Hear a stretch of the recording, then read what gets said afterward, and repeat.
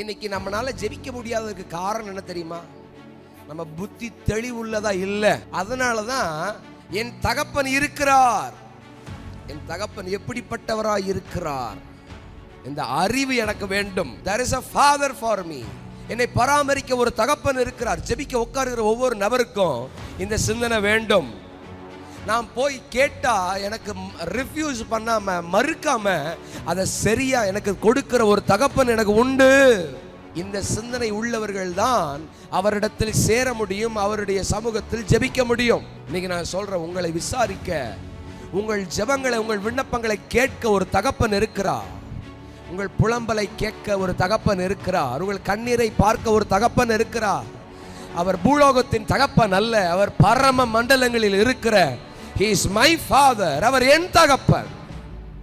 அப்படின்னா இயேசுவானவர் நமக்கு என்ன கற்றுக் கொடுக்க விரும்புறாருன்னா, போய் ஜெபம் பண்ண உட்காரும் போது ஆபிரகாமுக்கு பிதாவா இருந்தீரேன்னு ஜெபம் பண்ணாத, ஈசாக்குக்கு அப்பாவா இருந்தீரேன்னு ஜெபம் பண்ணாத. நீ போய் உட்காரும் பொழுது எனக்கு அப்பாவா இருக்கிறீங்களே, நன்றி அப்பான்னு உட்கார்ந்து ஜெபிக்க ஆரம்பி.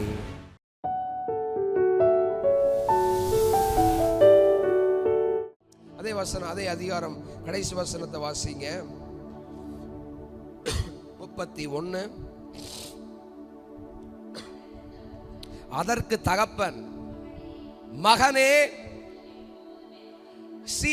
இந்த சேர்ந்து இருக்கிறவர்கள், இந்த ஜெபிக்கிறவர்கள் எப்போதும் தேவனோடு கூட இருப்பார்கள். நீ எப்போதும் என்னோடு கூட இருக்கிறாய், எனக்குள்ளது எல்லாம் உன்னுடையதா இருக்கிறது. ஒரு ஆமென் சொல்ல மாட்டீங்களா?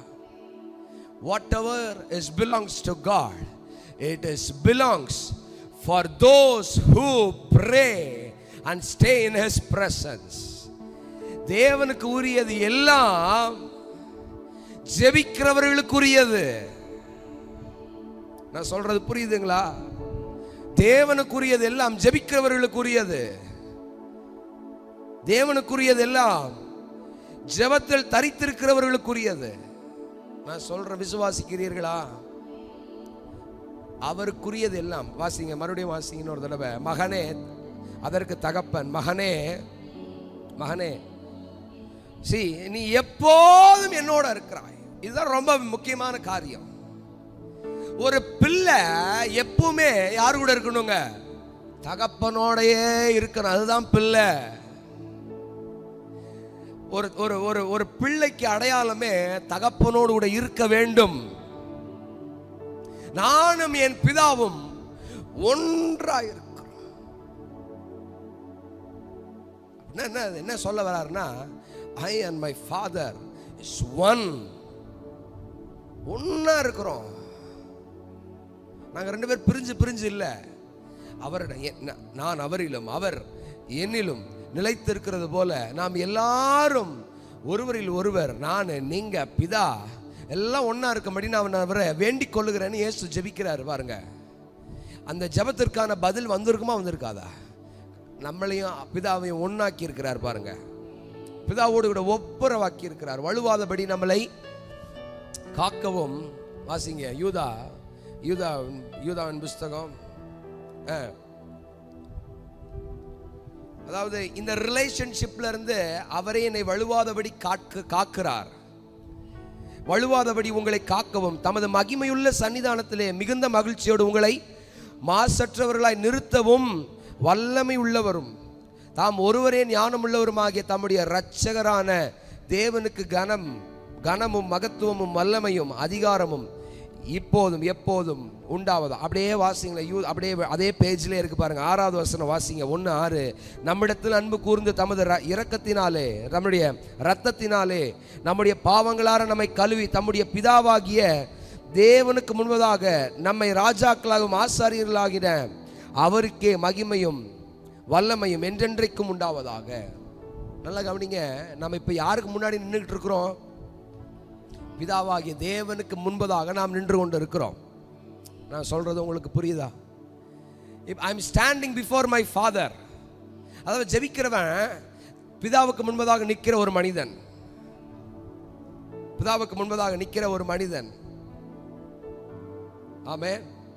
ஆபிரகாமை குறித்து ஆபிரகாம் குறித்து பார்க்கிற பொழுது அவன் இன்னும் தேவனுடைய சமூகத்தில் நின்று, ஆண்டவரே 10 நீதிமான் இருந்தா இந்த நகரத்தை அழிக்க மாட்டீங்க தானே அப்படின்னா, ஜெபிக்கிறவன், தேவனுக்கு முன்பதாக நிற்கிறவன். நான் சொல்றது புரியுதுங்களா? அப்போ நம்மளை தேவனுக்கு முன்பதாக அவருடைய இரத்தத்தினால் நம்மளை நிற்க பண்ணியிருக்கிறார். ஆமென். இந்த இளையகுமாரனுடைய அந்த மூத்த குமாரன் கிட்ட தன் தகப்பன் என்ன சொல்றாரு? என்னுடையவைகள் எல்லாம் உன்னுடையவைகள். நான் சொல்றேன், ஜெபிக்கிற ஒரு மனிதன் பார்த்து ஆண்டவர் சொல்றாரு, whatever belongs to me it is belongs to you. எனக்குரியது எல்லாம் உனக்குரியது, எனக்குரியது எல்லாம் உனக்குரியது. சுகம் கர்த்தருக்குரியது. ஜெபிக்கிற ஒரு நபருக்கு சுகம் அவனுக்குரியது. செழிப்பு கர்த்தருக்குரியது. வானமும் பூமியும் என் தேவனுடையது, வெள்ளியும் பொன்னும் அவருடையது. ஜெபிக்கிற ஒரு மனிதன் செழிப்புள்ள மனிதனாய் இருப்பான். நான் சொல்றது எத்தனை பேருக்கு புரிகிறது? அவர் செழிப்புள்ள தேவனா இருப்பார்னா பிள்ளை எப்படி பிச்சைக்காரனா இருக்க முடியும்? பிள்ளையும் செழிப்பாதான இருக்க முடியும். வேணுங்கிற பொழுது அனுபவிச்சுக்கோ, அவ்வளவுதான். என்ன கான்செப்ட்ல சொல்ல வர்றாருன்னா, நீ எப்போது என் கூடயே இருக்கிற. அவன் கேட்கறான், எனக்கு ஒரு வெள்ளாட்டை கூட கொடுக்கலங்கிறான். பிதா ஆண்டவர் அவன் தகப்பன் சொல்றாரு, நீ என் கூடயே இருக்கிற, உனக்கு எப்போ எது வேணுமோ எடுத்துக்காங்கிறார். நான் சொல்றது புரியுதா? ஜெபிக்கிறவர்கள் எப்போ எது வேணுமோ எடுத்துக்கங்க, எல்லாமே உங்களுக்குரியது தான். ஜெபம் பண்ற நபரா நீங்க மாறுறீங்களா? ஜெபம் பண்ற நபர், அவர் சமூகத்தில் நிக்கிற நபரா நீங்க மாறுறீங்களா? சுகம் வேணுமா? வந்து எடுத்துக்கங்க, சுகந்தரித்துக் கொள்ளுங்க. இந்த தேசத்தின் ஒரு எழுப்புதல் வேணுமா? சுகந்தரித்துக் கொள்ளுங்க, எழும்புங்க, போங்க, சுகந்தரிங்க. நான் சொல்ற பேருக்கு புரிகிறது? எபிரேயர் 11:6, விசுவாசம் இல்லாமல் தேவனுக்கு பிரியமா இருப்பது கூடாத காரியம்.